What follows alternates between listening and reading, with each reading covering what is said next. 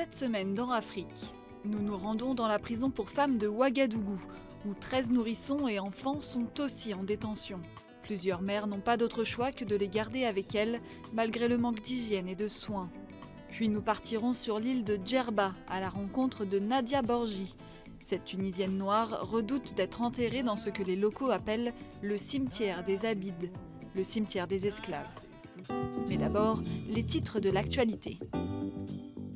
Une bénévole humanitaire italienne a été enlevée mardi dans un village du sud-est du Kenya par un groupe armé qui a ouvert le feu sur les habitants et blessé 5 personnes, dont un enfant de 10 ans atteint à l'œil. La jeune femme âgée de 23 ans, Silvia Romano, travaillait dans un orphelinat pour l'ONG Africa Millel.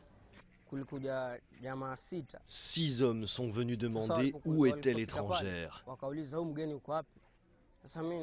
Je leur ai dit qu'elle était sortie et ils ont commencé à s'énerver en disant qu'ils l'avaient vue dans la maison.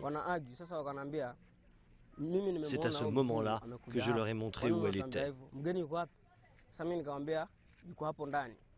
Les ravisseurs se seraient échappés avec leur otage de l'autre côté du fleuve Galana. Le village est situé à l'intérieur des terres, 60 km à l'ouest de Malindi, une destination populaire auprès des touristes italiens et des expatriés. Les enlèvements d'étrangers sont rares au Kenya, mais ils ont un effet dévastateur sur le secteur crucial du tourisme. Les corps de 6 casques bleus malawites, morts dans une embuscade tendue par des rebelles en République démocratique du Congo le 14 novembre, ont été rapatriés pour être enterrés dans la capitale du Malawi, Lilongwe. Un soldat tanzanien a également été tué dans l'attaque et 10 autres ont été blessés au cours d'une opération militaire conjointe avec les troupes congolaises dans l'est du pays. La coordinatrice résidente des Nations Unies dans le pays a assuré que les responsables seraient traduits en justice. Le secrétaire général de l'ONU a demandé aux autorités congolaises de continuer à prendre les mesures nécessaires pour juger les auteurs de cette attaque. La campagne pour l'élection présidentielle en République démocratique du Congo a officiellement commencé mercredi. Le 23 décembre, les électeurs choisiront un successeur au président sortant Joseph Kabila, resté au pouvoir en tant que leader intérimaire même si son deuxième et dernier mandat a pris fin il y a presque 2 ans. À Beni, dans l'est du pays, théâtre de conflits virulents, les habitants ne sont pas certains d'aller voter.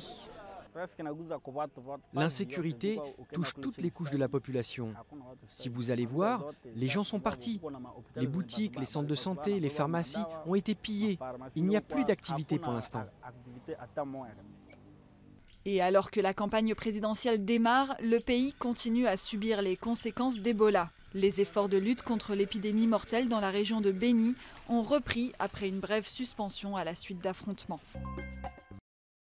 Andry Rajoelina, leader de la course à la présidence malgache, accuse les responsables des élections de manipulation en compilant des résultats qui ne lui ont pas permis d'obtenir la majorité absolue nécessaire pour éviter un second tour.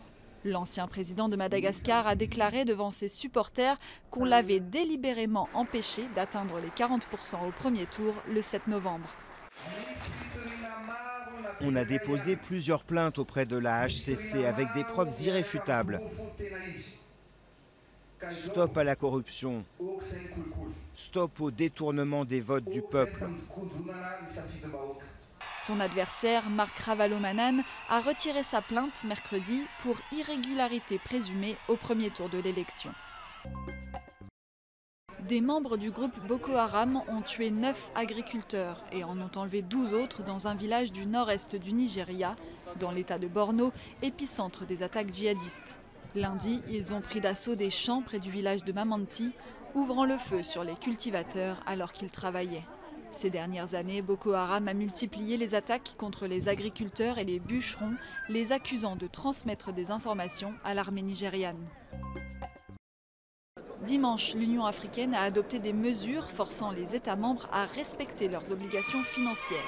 Les chefs d'État et les ministres se sont réunis à Addis Abeba pour ce qui a été considéré comme une tentative de dernière minute pour faire avancer des réformes à l'étude depuis près de 2 ans. En 2016, l'UA avait chargé son président, le président rwandais Paul Kagame, de remanier l'organisation continentale qui est souvent considérée comme inefficace et trop dépendante des donateurs. Paul Kagame a salué les progrès réalisés lors du sommet, malgré le fait que certaines de ses propositions aient été rejetées. Nous avons mis en place une zone continentale de libre-échange. Nous avons poursuivi les réformes. Nous avons constaté une plus grande intégration du continent et nous avons discuté des différentes mesures prises pour y parvenir. Nous avons mis en place un marché commun pour le transport aérien.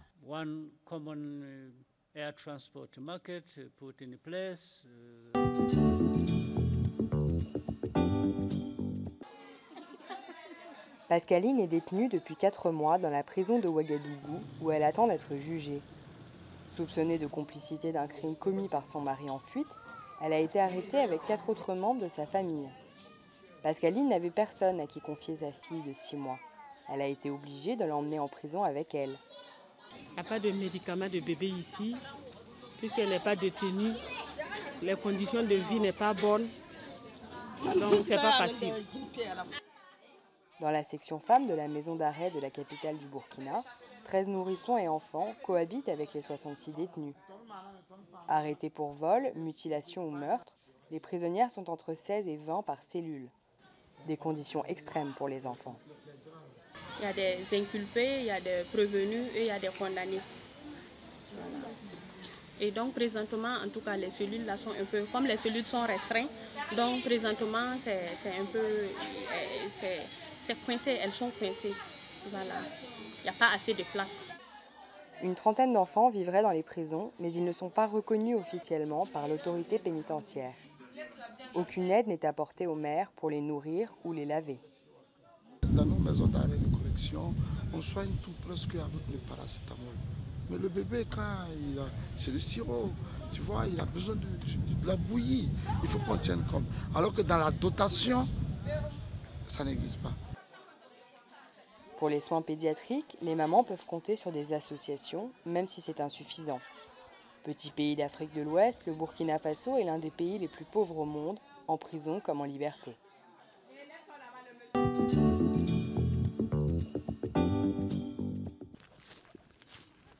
Dans ce cimetière dans le sud de la Tunisie, Nadia est venue se recueillir sur la sépulture de sa mère. Dans ce quartier de l'île de Djerba, les habitants noirs et ceux à la peau plus claire ne sont pas enterrés au même endroit. La mère de Nadia a été mise en terre dans un bout de terrain appelé le cimetière des esclaves. À 2 pas se trouvent 2 autres cimetières destinés aux Zahrar, ou hommes libres, plus clairs de peau. Cette situation existe depuis toujours. Nous nous y sommes habitués. Les sépultures des esclaves et celles des libres sont séparées. Chacun a son coin.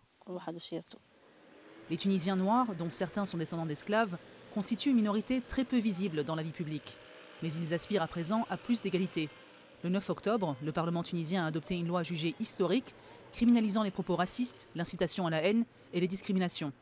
Ces actes sont désormais passibles de 3 ans de prison et de 5 000 € d'amende. Bien sûr que cette loi va pouvoir nous libérer quelque part de cette forme de ghetto, de séparation. Aujourd'hui, quand on va demander à réparer tout ça, nous avons quand même où aller. Nous irons vers la justice. Contrairement aux grandes villes comme Tunis, les habitants de Djerba enterrent leurs morts sans autorisation municipale. Cela permet de répartir les lieux de sépulture selon le niveau social ou même la couleur de peau. Aujourd'hui encore, les mairies de la ville mentionnent toujours sur les extraits de naissance des descendants d'esclaves le mot Atig, suivi d'un nom, désignant la famille ayant affranchi leur aïeul. Dans la localité voisine de Gosba, beaucoup se plaignent aussi du racisme ambiant. On va te dire que les discriminations n'existent pas, mais elles sont bien présentes. On te dit qu'il n'y a pas de différence entre un blanc et un noir, mais en réalité c'est tout le contraire. En réalité, ils te méprisent. Les mentalités ici n'ont pas évolué. Pour les activistes, la nouvelle loi contre les discriminations représente déjà une reconnaissance par l'État tunisien que le problème existe. Ils espèrent à présent passer à la réconciliation, sans distinction basée sur la couleur de peau.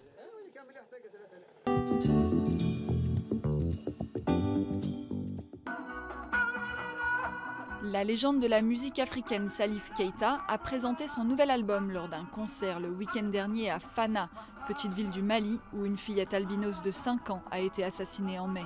Le chanteur malien fait campagne depuis des années pour la protection des albinos qui sont à la fois stigmatisés et chassés à des fins rituelles dans de nombreux pays africains. Et les stars ont défilé sur le tapis rouge mardi lors de la cérémonie d'ouverture du 40e Festival international de cinéma du Caire. C'est tout pour cette édition d'Afrique. On se retrouve la semaine prochaine.